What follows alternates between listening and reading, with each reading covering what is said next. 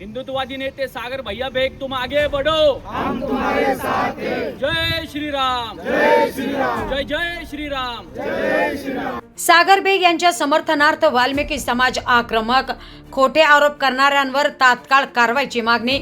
सागर बेग यांच्यावर आरोप की कट कारस्थान, वाल्मिकी समाजाचा जिल्हाधिकाऱ्यांना निवेदनाद्वारे सवाल। अहिल्यानगरमध्ये सागर बेग प्रकरणाला आता नवं वळण मिळालंय। हिंदुत्ववादी नेते सागर बेग यांच्या समर्थनार्थ समस्त वाल्मिकी समाज आणि सकल हिंदू समाज आक्रमक झाला असून जिल्हाधिकाऱ्यांना निवेदन देत खोटे आरोप करणाऱ्यांवर तात्काळ कारवाईची मागणी करण्यात आली। निवेदनात असा आरोप करण्यात आलाय की सागर बेग यांच्या विरोधात जाणीवपूर्वक खोटे, दिशाभूल करणारे आणि बदनामीकारक आरोप केले जात असून समाजात तेढ निर्माण करण्याचा प्रयत्न केला जातोय। हे केवळ एका व्यक्तिविरोधातील षडयंत्र नसून समाजाच्या स्वाभिमानावर घाव घातल्याचाही निवेदनात नमूद करण्यात आलंय। तर सोशल मीडियावर व्हायरल होणाऱ्या बदनामीकारक पोस्टवर तात्काळ बंदी घालून संबंधितांवर सायबर गुन्हे दाखल करण्याची मागणी करण्यात आली आहे।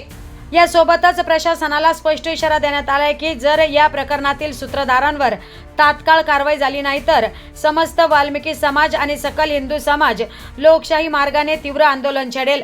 त्याची सर्वस्वी जबाबदारी प्रशासनाची राहील, असंही निवेदनात नमूद करण्यात आलंय। या निवेदनाची प्रत जिल्हा पोलीस अधीक्षकांनाही देण्यात आली असून आता या मागण्यांवर प्रशासन काय भूमिका घेतं याकडे संपूर्ण जिल्ह्याचं लक्ष लागलंय।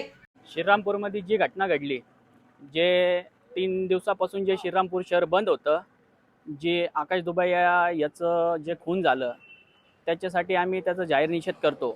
पण काल जे श्रीरामपूर शहरामध्ये जे मोर्चा काढण्यात आला, त्या मोर्चामध्ये असे पोस्टर झळकले का त्याच्यावर लिहिलेलं होतं नशामुक्त श्रीरामपूर। पण जे लोक हे मोर्चे काढत होते त्याच्यामध्ये मोर्चे काढताना ते जे लोक होते त्यांचे स्वतःचे वाईन शॉप, त्यांचे स्वतःचे परमिट रूम, त्यांचेच अवैध धंदे अख्खे श्रीरामपूरमध्ये चालू आहे। तर हे नशामुक्त आणि ते जे पोस्टर झळकत होते नशामुक्त केंद्राचे, तर हे कसं काय शक्य होऊ शकतं का श्रीरामपूर नशामुक्त केंद्र होणार? ठीक आहे, आम्ही मान्य करतो नशामुक्त केंद्र झालं पाहिजे, अहिल्यानगर पूर्ण जिल्हाच झाला पाहिजे, आम्ही मान्य करतो। पण हे जे बोलत होते ते पोस्टर घेऊन त्या नशामुक्त श्रीरामपूर, ते कसं काय शक्य होणार? त्यांचेच अवैध धंदे चालू आहे श्रीरामपूरमध्ये। आणि दुसरं एक प्रसार माध्यमातून आम्ही एक रेकॉर्डिंग ऐकली, त्या रेकॉर्डिंगमध्ये ते जे शेखर दुबे आहे ते बोलले की सागर भैया बेगला आम्ही घटनेच्या अगोदर कॉल केला। तो घटनेच्या अगोदरचा कॉल नाहीच आहे, तो घटनेनंतरचा कॉल आहे। त्यांना असं कसं काय माहीत का घटना होणार आहे आणि माझ्या पोरावर हल्ला होणार आहे?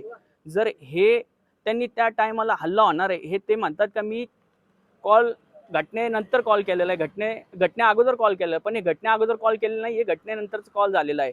त्यांनी ठीक आहे त्या ठिकाणी कॉल केला आहे, पण त्यांनी तिथले स्थानिक आमदारला का नाही कॉल केला?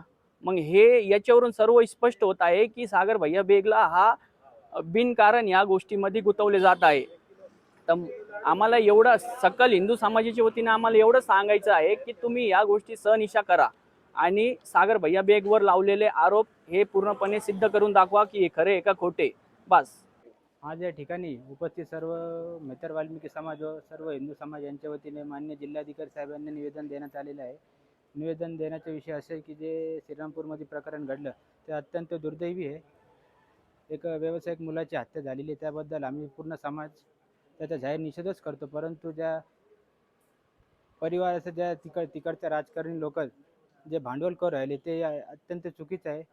सागर भाऊ बेग हे गोरगरीब समाजातून आज राजकारणात वर चढ ठरत आहे। त्यांना त्यासाठी त्यांच्या विरुद्ध बदनामीकारक षडयंत्र रचून त्यांचं नाव त्याच्यामध्ये गौण्याचा जे प्रकार चालू आहे त्याचा आम्ही जाहीर निषेध करतो। ते दोषी असतील त्यांनी स्वतः पत्रकार परिषद घेऊन भाषित केलं आहे की ते दोषी असतील तर मी कारवाईला सामोरे जाण्यास तयार आहे। परंतु त्यांचा त्या प्रकरणाशी कोणत्याही प्रकारचा संबंध नसून केवळ राजकारणापोटी त्यांना गुंतवण्याचा यांचा जो हेतू आहे त्याबद्दल आम्ही समस्त वाल्मिकी समाज व हिंदू समाजातर्फे जाहीर निषेध करतो। काय वाटतं तुम्हाला, यात काही राजकीय वास आहे का?